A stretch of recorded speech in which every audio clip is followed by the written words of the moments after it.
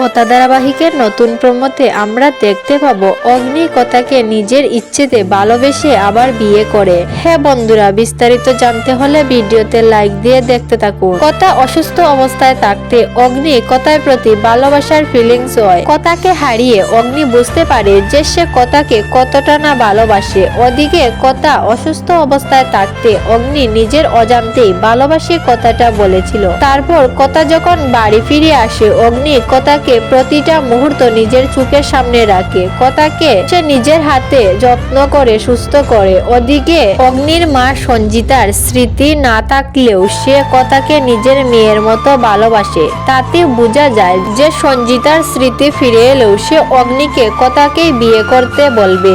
ওদিকে কথা ধারাবাহিকের নতুন প্রমোতে দেখানো হবে অগ্নি কথাকে বলে, আমি তোর সাথে সারা জীবন থাকতে চাই কথা, আমি তোকে ভালোবাসি আর আমি তোকে নিজের স্ত্রীর জায়গাটা দিতে চাই। তারপর কথা ও অগ্নির আবার বিয়ে হয়। কথা চাঁদনাতলায় বসে মনে মনে বলে, আমি তো এটাই চেয়েছিলাম, কিন্তু তা যে পেয়ে যাব সত্যি ভাবিনি। আমি তো সেটার আশা ছেড়েই দিয়েছিলাম। তা একমাত্র মা আনন্দের জন্য সম্ভব হয়েছিল। আমি আপনাকে কথা দিচ্ছি পাচক মশাই, আমি আপনার পাশে সারা জীবন থাকবো। তো বন্ধুরা, কথা ধারাবাহিকের নতুন প্রমো দেখতে তোমরা কতটা এক্সাইটেড কমেন্ট করে জানাও।